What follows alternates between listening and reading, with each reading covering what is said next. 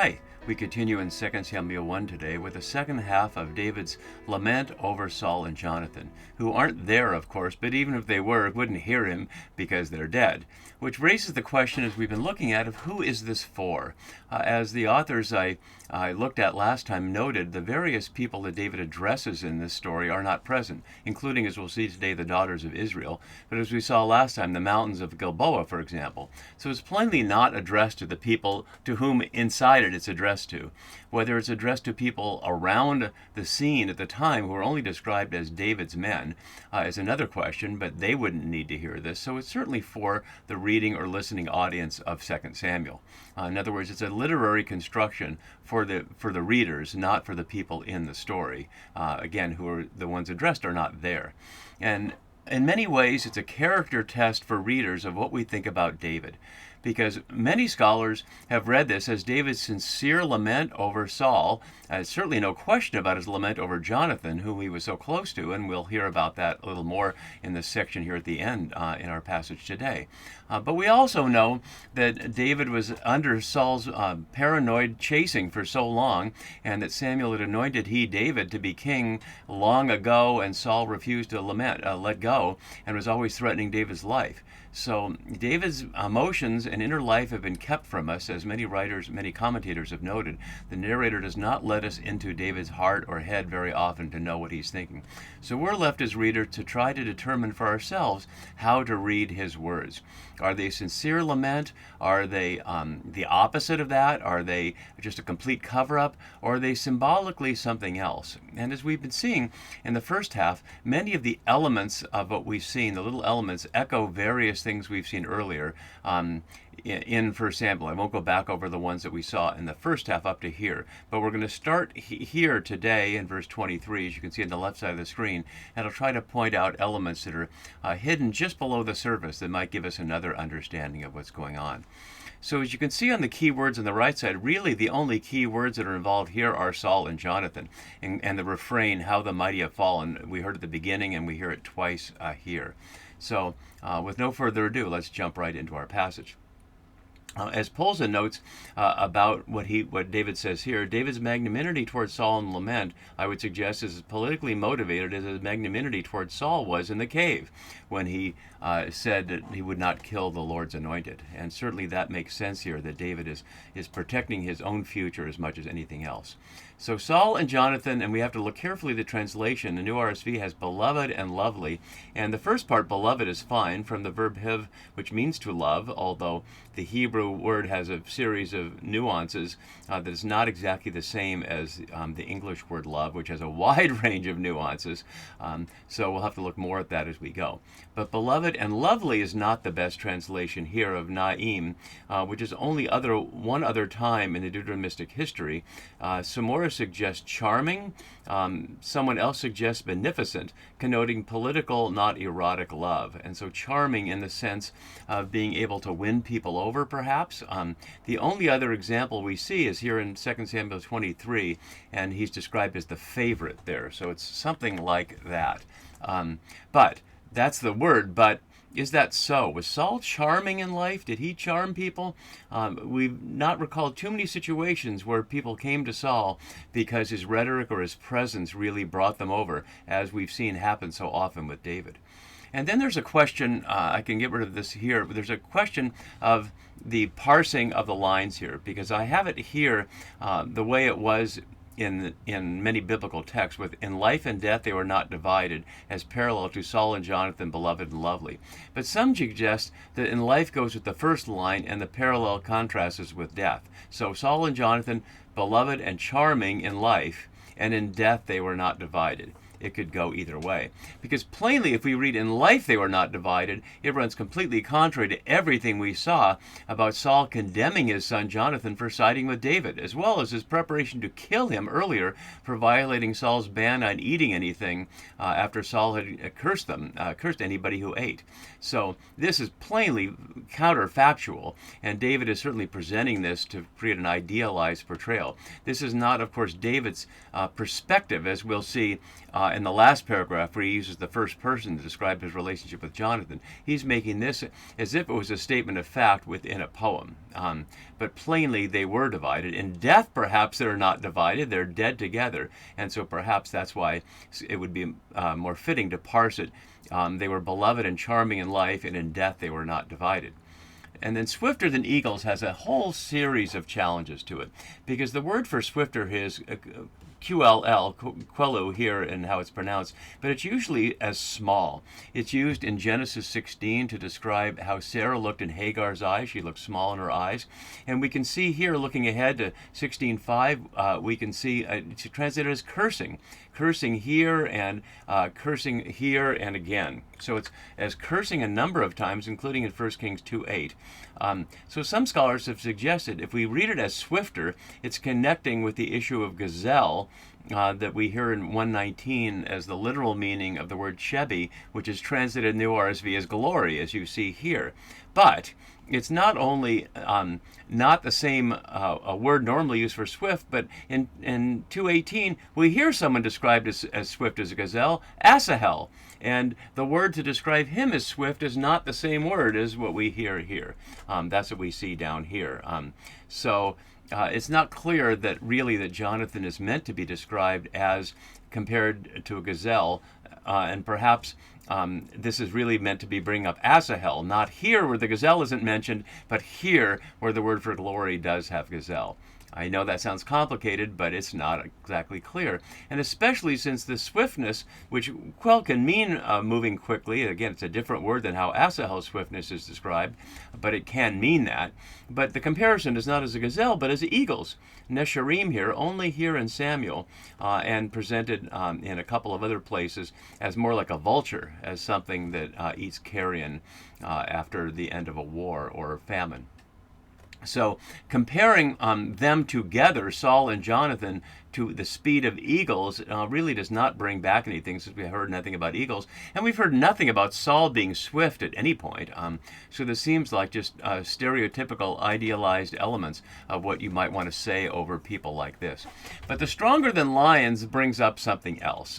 Lions are only found one other time in the books of Samuel, and that's back in chapter 17. Worth looking back here, where David said, whenever a lion or bear came and took a lamb from the flock, I went after it and struck it down.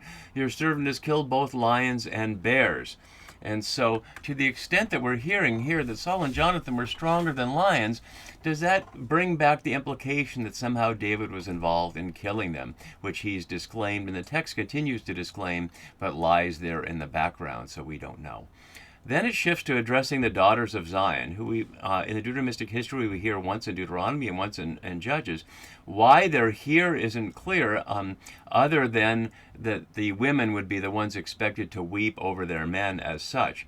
But the daughters of Israel also ought to bring up those in the streets who were singing the song that led the Philistines to send David away. Saul has killed his thousands and David his tens of thousands.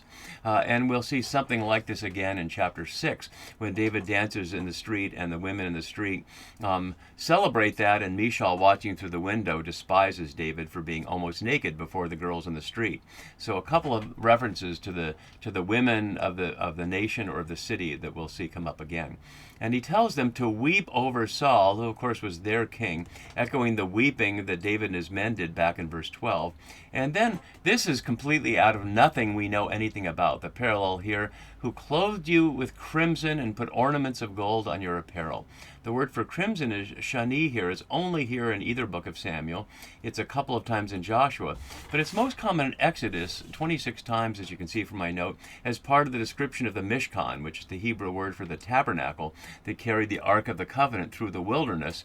And in one version of the story is replaced by the temple. In another version of the story is an alternative to the temple. One from the religion of empire, we worship God in the city, and another, we worship God on the move on the earth, and that's the Mishkan. We won't get into all of that now. But to the extent that crimson is so associated with it, perhaps it's leading listeners to recognize some element of that in the face of David's proposition, which won't come true, to build a temple for Yahweh a little later in the story, which will of course fall upon his son Solomon to do in 1 Kings. Clothe you with crimson in luxury, which is Edanim, which is to say in Eden. And scholars have noted that the root of the word Eden seems to apply to the sense of provided moisture, abundant moisture, or nature or God provided moisture, as we see in the Garden of Eden, where it says a stream rose from the ground. There was no rain, but the stream rose from the ground.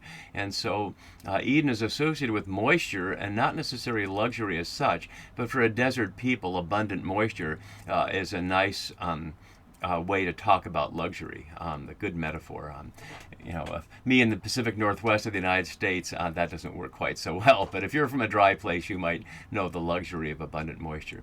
And to put ornaments of gold on your apparel. And the word for apparel here, luveshken, is only one other time. And let's look at that in 28 to see the context here, which is to say a soldier's garment. Specialized garment there.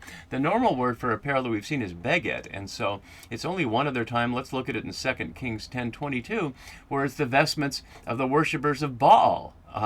So in both cases, it's a term for apparel that's specialized, either soldiers' worship apparel or a priestly or other cultic leaders worship apparel. So why would Israel, the daughters of Israel, be described in that?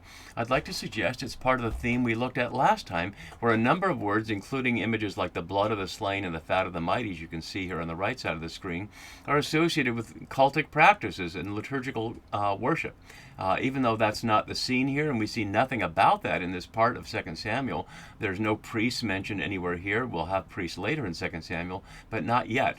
And so it's an interesting element that one of the subtexts of this whole song is the question of sacrificing to Yahweh in a cultic sort of way. And so now we get the second repeat of 3 of the refrain, "How the mighty have fallen," as it shifts to the final stanza.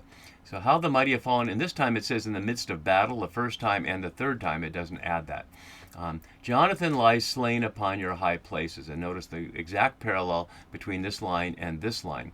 So if we saw that as glory, Jonathan is parallel to the glory. If we saw it as gazelle, then Jonathan is parallel to the gazelle, which led some people to associate the swiftness here with that. But we've already gone over that.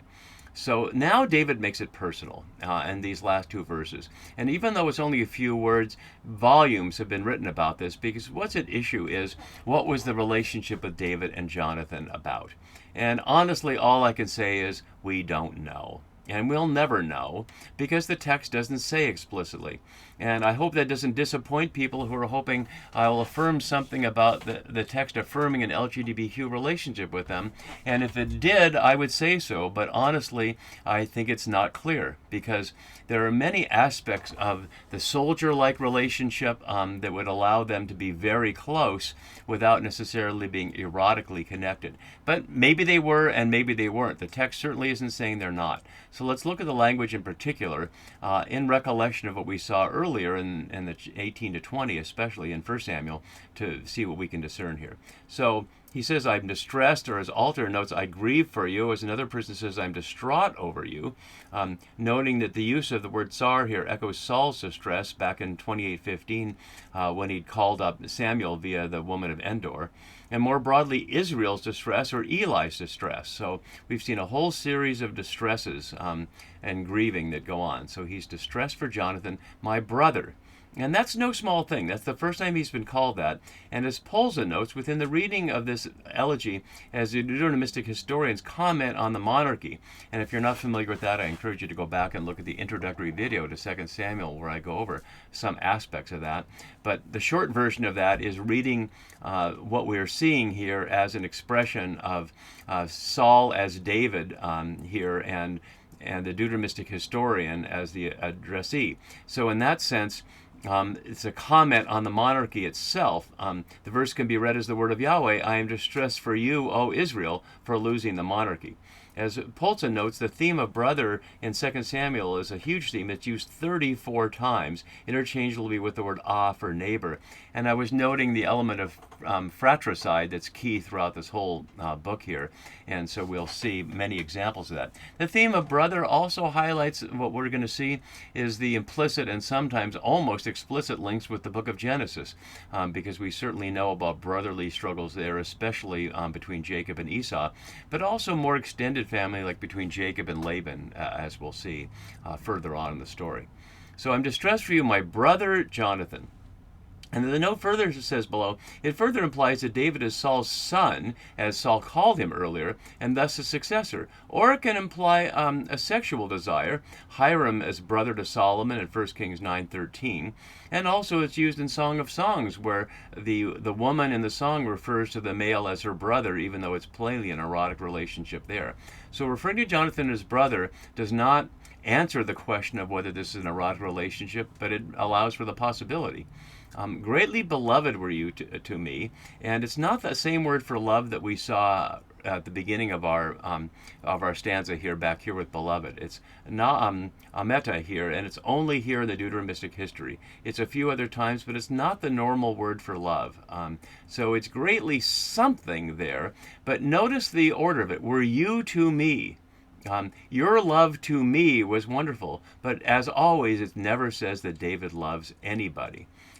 The word for wonderful here, nefla atah, can mean wonderful or impossible. It's only one other time in 2 Samuel, and there it certainly means impossible when Amnon seeks to and does rape his half-sister. And as we hear down below, it can also be taken to mean that David perceived that Jonathan loved him in a way analogous to the sexual, emotional way in which a woman, Michal say, would love a man, and to imply that David returned that love. That's possible, but I want to underscore that it doesn't say that David returned that love. It could imply it, but the text makes clear that David never is said to love anybody, including Jonathan. And then he continues, passing the love of women. But literally, it's love toward the love of women. Here it's ahav twice, as you can see here and here. So as Fuel and Gunn notice, Saul negatively womaned Jonathan back in 1 Samuel 20:30, which we'll look at in a second. So David positively womans him here. And this is from their perspective, that they're seeing this as a potentially erotic relationship between Jonathan and David. So back here we saw that Saul was angry at his son and called him the son of a perverse, rebellious woman. Do I not know that you've chosen the son of Jesse to your shame and to the shame of your mother's nakedness? So in other words, he's womaning him by using the category of shame, which is a female category, and associating with his mother's vulnerability that way. But as my note continues down below, the words that praise Jonathan at the same time subtly demean him, as Fuel and Gunn continue. Even more so, for as royal prince, he should have played the quote-unquote man to the commoner's quote-unquote woman. David has reversed the sexual roles just as he reversed the political roles. By claiming this sexual relationship, but strictly on his own terms, he turns it into a proclamation of his own ascendancy, his inevitable dominion, and of the inevitable end of the house of Saul. So even from their perspective, where they do see this as an erotic relationship, they still see David being David, exerting his charming authority to make Jonathan the one who's submissive and David the more dominant in the pair. So it concludes with the final refrain, how the mighty have fallen, and then with an odd ending, and the weapons of war perished. Before I go to that note, Polza notes below, Israel in exile now hears the Deuteronomistic history midway through the history, intoning God's elegiac response. And of course that implies that Polzan's view is that this is all written from the exilic perspective. This is all after the fact, after the monarchy is ended. And that may well be, but in the introductory video to 2 Samuel, I noted that's one of a range of possibilities of when we situate this book, and we'll continue to examine the evidence as we go. So it ends with a curious phrase, the weapons of war perished, but it's a bad translation for perished. The word vid here really means lost. It was used back in 1 Samuel 9, 3, and 20 for the donkeys. And I'd like to associate it with that here, because that's just when Saul was being set on the path to begin the monarchy. So if we hear this as the weapons of war were lost, obviously not literally, they didn't misplace them somewhere, and there's no evidence that any weapons of war perished here. Saul and Jonathan have perished, but they're not weapons of war directly, are they? But the description of lost suggests maybe lost is the correct last word here. Lost is last, and that Saul was lost from the very beginning of when he was being called. He didn't want to be king. He didn't know how to be king. When he became king, he was caught up in the power, and when David took his place, he didn't know how to quit. So perhaps it's fitting that the elegy to Saul and Jonathan ends on the word lost. And before we enter into chapter 2, I'm going to do an introduction to 2:1 to 5:5, so we can see how now that David has eulogized Saul and Jonathan, he's going to go about the business of at least indirectly making sure that nobody from Saul's household challenges him for the monarchy. We'll begin that journey next time. See you then.